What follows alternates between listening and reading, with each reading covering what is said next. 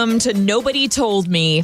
I'm Laura Owens. And I'm Jan Black. Joining us on this episode is New York Times bestselling author Jonathan Mooney, whose latest book is called Normal Sucks: How to Live, Learn, and Thrive Outside the Lines. Jonathan, thank you so much for joining us.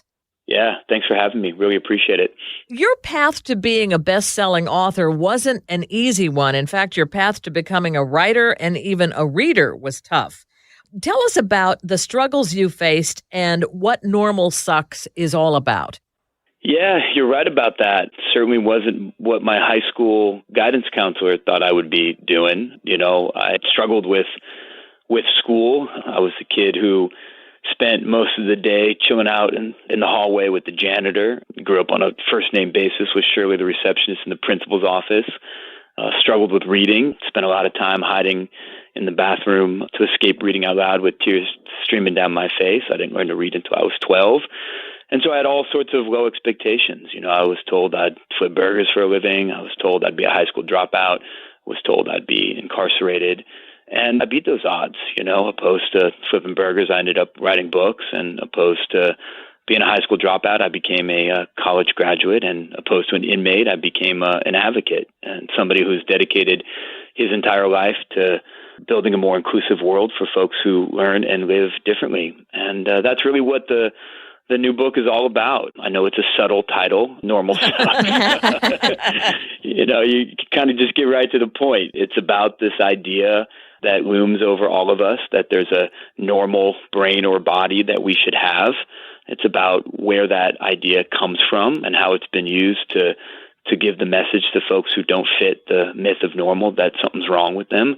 And most importantly, it's about, you know, what we can do as individuals, as parents, as a society to empower folks with differences who have value to give to the world, not despite their differences, but because of them.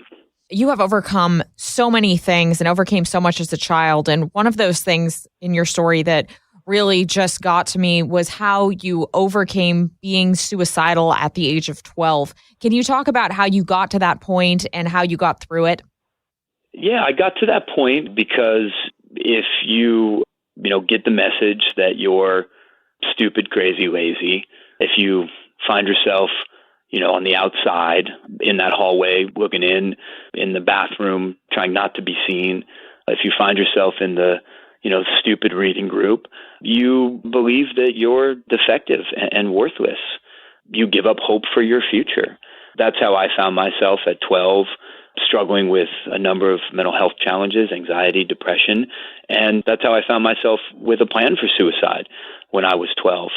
There were many things that facilitated me getting out of that dark place. I had many people in my life who believed in me, who loved me unequivocally, who gave me the message that different wasn't deficient. But specifically, I had an experience with my father.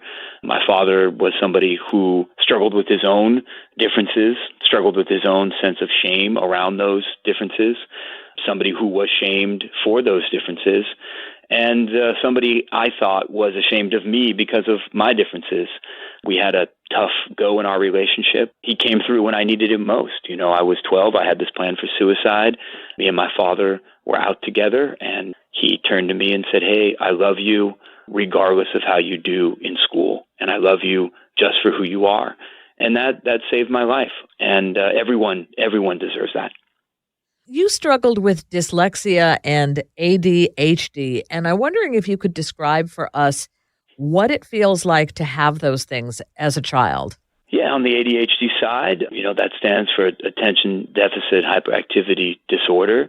That means that for me, the school desk might as well be a form of enhanced interrogation that would make Dick Cheney proud.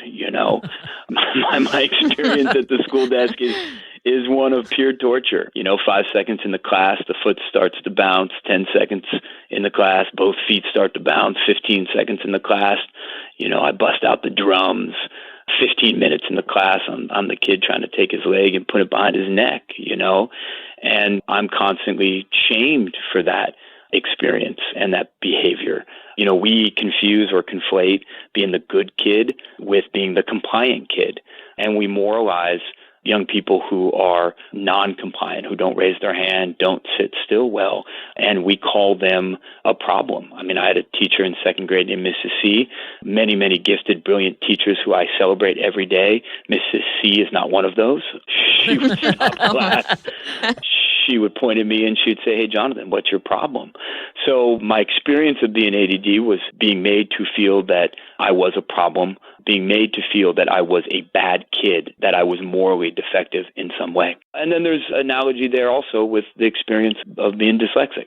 Who and how look the same to me. The theirs all look the same to me. When I went away to college and I went to this, fancy Ivy League school, Brown University, I swore that Brown offered a class in orgasmic chemistry, right?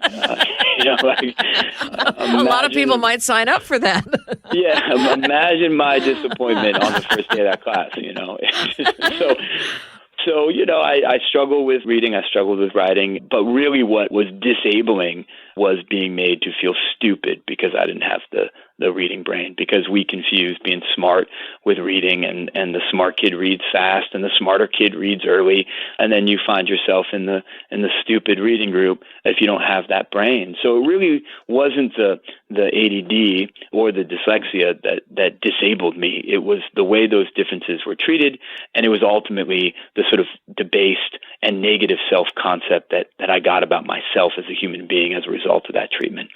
You say to find your strengths and compensate for your weaknesses. How can you find the secret talent and skills that your kids might have if they have a learning disability and those aren't necessarily evident? Well, first we gotta pay attention. We have to pay attention first to the tests that diagnose a kid with a learning or attentional difference, and we have to pay attention to the totality of those tests. Often we treat those tests as, bad news. I know that's how they were treated in my life. I remember when the school psychologist called me and my mom in to talk about the results of my testing, and it was literally, like somebody had died, there was soft music playing in the background, and there was, a box of tissues on the table, and, oh my gosh. All the mirrors were covered because we were going to sit Shiva for the death of my normality. It was literally like a tragedy. But the reality is the same test that rightfully identified my challenges with sitting still and reading, and which gave information that I wasn't trying to be willfully defiant or I wasn't dumb. Those same tests surface a whole bunch of strengths, and we don't pay attention to those. We know that young folks with ADD are often more entrepreneurial than the general population. We know young folks with diverse learning styles are often more creative than the general population. So let's pay attention to the totality of what we learn in those tests, and let's focus on those. And then the other thing we need to do to sort of surface those talents that sometimes we don't see, we miss with that deficit lens because we're paying so much attention to what's wrong and not what's right, is we need to look at the sort of compensatory skills that young people develop and deploy to survive a system that's not made for them. I had this great teacher I met in my travels. I travel around talking to folks a lot. And this teacher said to me, she celebrates not the top of her class, but the bottom of her class. Because those kids, school is hard and they're resilient. They persevere. They have to be creative to survive. So there's all sorts of clever survival techniques that young people use, but often those clever techniques with our skills and talents are seen as disruptive or as a problem. So I think if we pay attention to those and reframe those, we'll find the strengths and gifts. Give you a good example of that. I gave a talk back in the day in Andover, Massachusetts, and I was giving my talk talking about my reading challenges, and a teacher came up to me afterwards and said, "Hey, your talk reminded me of a student of mine." And this student, who was dyslexic, every single time before he had to read out loud, he would make a joke. Every day, every time. And for the longest time, I thought that kid was just being a pain or disruptive. But I realized it was a compensation using humor to escape a hard situation. Mm-hmm. Well, guess who that kid was? That kid was Jay Leno. Wow. Oh my gosh. Oh, wow. Wow. Well, you didn't learn to read until you were 12. You mentioned that, and 12 must have been such a difficult time for you because you also talked about feeling that she wanted to commit suicide at that age. I'm wondering, though, how you finally managed to learn to read at that age. What turned the corner for you? Yeah, a couple things. First of all, I was always read to. And that's really important because, we have this false dichotomy. We think reading is better than listening. And we see that, play out in schools and beyond where, it's cheating to use books on audio format, digital format. And the smart kids need to read, right? Right. And I was always not just read to in the sense that, my mom read to me, but I had many gifted teachers. And I do want to be really clear. A part of my journey of thriving was facilitated by a lot of teachers who thought outside the box about me. And so I had really gifted teachers who refused to buy into that false dichotomy and said, hey, we'll get you books on tape. We'll let you be read to. So that way I could engage with content that was interesting to me. The second thing that was really important is I had a lot of educators who believed in, choice in reading. Reading is not an indication of one's intelligence. The human species was never actually meant to read. A good friend of mine, Marianne Wolf, speaks eloquently about how the reading brain is really an aberration in the arc of human history. It's 200 years old, if that. And so I had a lot of people in my life who say, look, it's a tool to get information. It's not smart or stupid. It's a pragmatic thing. And they would allow me to engage with reading about things I was interested in. And we know a lot of research around interest-based reading, and struggling readers do better when they're choosing what they read. But perhaps most importantly, and this is where the age 12 comes in, because I'm not alone in that. I've heard 12, 10, 11, 12, 13, 14 a lot in my travels. My mom used to read to me a book called Leo the Late Bloomer. It's a children's book. It's literally for 5-year-old kids. And it's about a lion that can't do things, can't read, can't write, doesn't eat neatly, and then blooms later. That book for children, my mom read to me every day until I was 18 years old, right? The message she gave me was, you'll hit your stride. You're a late bloomer. Mm-hmm. And, my mom and other moms and grandmas and granddads and fathers, have been given that wisdom for a long time. And sometimes it's dismissed, as, oh, that's just wishful thinking. But the reality is we know more than ever that people with atypical brains are late bloomers. I'll quote from a research study, and this is a research study from McGill University and the NIH, National Institute of Health. And the research study, I quote, is ADHD is not a deficit, but a maturation delay. It's a late blooming brain. So I was given opportunity to engage in content through listening. I was given an opportunity to engage with stuff I cared about through choice. And then ultimately I was given time, and I was given the opportunity to hit my stride. And that's what facilitated that breakthrough. What main changes do you think need to be made in our education system to help children who may not be traditional learners excel? Yeah, let me give you a few, starting from the sort of individual up to the systemic. So we need to flip the script on the deficit orientation that we have that surrounds struggling learners and to some extent all learners. I wouldn't be here if it wasn't for this teacher named Mr. R, my third grade teacher. He had a relentless commitment to the idea that everyone had a strength and talent. And it was his job as an educator to help that young person find that. And that was the purpose of education. And of course, he would ask me, as he did all students in his class that third grade year, hey, what are you good at, Jonathan? And I would say nothing because I was so immersed in that what's wrong, deficit orientation, negative test result mindset. And one day he came to me and said, hey, Jonathan, I've been watching you and I know you are good at telling stories. You are so good at telling stories that you could be a writer. I was 9 years old. No one had ever said that to me. I looked at him and said, a writer, Mr. R? Are you out of your goddamn mind? I can't spell, man. What are you talking about, dude? And he laughed. And then he looked at me and said, Jonathan, screw spelling. Forget what you can't do and focus on what you can do.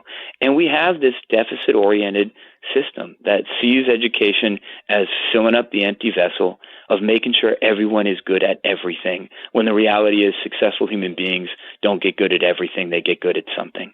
And I think that sort of individual shift in the way we relate to students, the way we relate to our children, but ultimately in the orientation of the system, that's a huge change that we can make. As a father of young sons and as someone with learning issues, what advice would you have for other parents in terms of helping their children who learn differently? Well, first, just flip the script on that deficit model, and every day find the good. And I know it's hard. I got 3 boys, It's hard for all parents under any circumstances in our busy lives to find the good. But it is a moral imperative that we do so, especially for young folks who are struggling and have labels. Find the good, celebrate the good, and then build a pathway around interest, strength, and talent. That's job number 1. Job number 2 is to challenge every day this idea that there's a brain or body that everyone should have, and to elevate challenging this idea of a normal to an issue of social justice. We are in a really important cultural moment where we are doing better work when it comes to the issue of inclusion of historically marginalized groups of human beings. And that's important. And we can go further, and we can understand that the idea of normal has been used to marginalize, remediate, and in some cases, segregate and incarcerate whole swaths of human beings who have been called not normal. And it is an ethical obligation that we all have to fight for every single human being's right to be different. And that's something we should instill in our children, but it's something that we should all, from a principled perspective, wake up every day and fight for. What do you do today if you feel anxious or depressed? How are your coping strategies different than they were when you were a child? I didn't really have coping strategies as a child. It wasn't thought of that way. It was thought of as, those are bad things. Don't experience those bad things and be like everybody else. And that ain't helpful. You know what I mean? Yeah, like, I was going to say that doesn't do much. That doesn't work, and that is the remediation paradigm. And, that comes from somewhere, this notion of a normal, which didn't come into the English language until the 1860s, it was built on the backs of people called abnormal, and then set of systems that was about trying to make the square peg fit the round hole to change the person, not the context, right? So that whole notion of just don't be those things, be those things instead, that didn't work. So in my life, because it's been a long struggle, I'm very honest with it with my children. I'm honest with my wife, have been for 20 years, and with everyone I talk to. I struggled with depression, anxiety, not just that day and when I was 12, and not just the next year, but last year or last month or tomorrow. Those are very real things for me. So the path forward for that has always been, 1, get help. That's hard to do, easy to say. It's hard for men to do, this notion of hey, you got to buck up and work harder, which is just so ingrained in sort of our toxic masculinity that we have as a culture. So get help. I've seen more shrinks than you can imagine, it's all good, Right. Those are tools. That's not a problem. That's what it means to trying to grow as a human being. 2, know what your triggers are. I know what these triggers are. I know that I can't watch Donald Trump on the TV more than 1 hour a day. You know what I mean? That ain't a good thing. I know not sleeping is an issue. I know that too much drinking is a problem. Those are all things that don't go well with my neurology. And then 3, I have to have some sort of ripcord stuff. You know what I mean? Hey, what do I do to pull the ripcord when things are out of hand? For me, it happens to be exercise, and it happens to be meditation. Those are the things for me. It's different for everyone, though those 2 things are known to be as effective as medication often. But everyone needs those ripcords, those things to go to, kind of break the glass box when you're in trouble, that will right the ship a little bit and give you enough clarity and headspace to get help and to avoid those triggers that got you in the place you're at. What message would you like to get out to teachers in terms of how they can make things better for students who are learning disabled? first and foremost, understand that the problem isn't the difference. The problem is the interaction between difference and environment. The problem wasn't ADD in my life. The problem was the school desk. The problem wasn't dyslexia. That's a difference with challenges, with strengths. The problem was the reading groups and the sense of shame that came from being in what everyone knew was the stupid reading group. The problem is not the difference, but the interaction between difference and context. And that sounds like, a lot of words and maybe sort of, rhetorically reshuffling deck chairs on the Titanic, but it's not, because when we understand that it's not the difference that's the problem, we can look towards changing the context to facilitate transformation for that student. But right now, for the most part, at no fault of educators, it's really important to realize that A, hardest job in the world. B, folks have been sort of indoctrinated in a system from the time they went to graduate school to the rewards and the incentives of the system that they find themselves in to the macro level public policy that's driving that system. We are in a system that says if the kid doesn't fit, it's their problem, let's make them fit. But the future is if the kid doesn't fit the school, let's make the school fit the kid. Mm-hmm. But, I feel like it's not just teachers and parents who are having the issue. I feel like it's other kids dealing with the kid who has the disability, and that bullying is so hard. Right. What can you do if you're a teacher and you're seeing this going on in the classroom, or if you're the parent of a kid who is the victim of bullying? Well, let's first of all call that what it is. That is not just bullying, but it is targeting a particular minority group, and that is a form of discrimination. Right. I hear stories like this all the time. Hey, my son or daughter with autism has never been invited to a birthday party. Never. Not one. Imagine the sense of shame and pain that causes that child, that family. Yeah. And then I go to the school and I say, hey, let me give you a thought experiment for a second. Imagine for a moment if the Latino kid in the class was never invited to a birthday party. Imagine for a moment if the black kid in the class was never invited to a birthday party. Would you tolerate that as a school? No, you would not. You would call that discrimination. But when it comes to people with atypical brains and bodies, that's not what it's called. It's called kids being kids. And that's wrong. Mm-hmm. And we need to elevate the bullying and the marginalization of folks with atypical brains and bodies to the status of discrimination. It's not right when the Latino kid doesn't get invited to the birthday party, or the black kid, or the kid with autism, or the kid with CP, or the kid with an atypical sexuality. None of that is right. But often we don't include people with different brains and bodies in that. In many of the schools' hate speech policies from schools about what words constitute hate speech, the vast majority of those hate speech policies do not include the word retard. Kids are called retarded every day on the playground. And that is a form of hate speech. Most people don't realize that the word retard came from the eugenics period. That's a period in American history and beyond in which whole groups of people were called defectives, retardeds, idiots, morons, all clinical terms, and then targeted for incarceration in institutions and sterilization.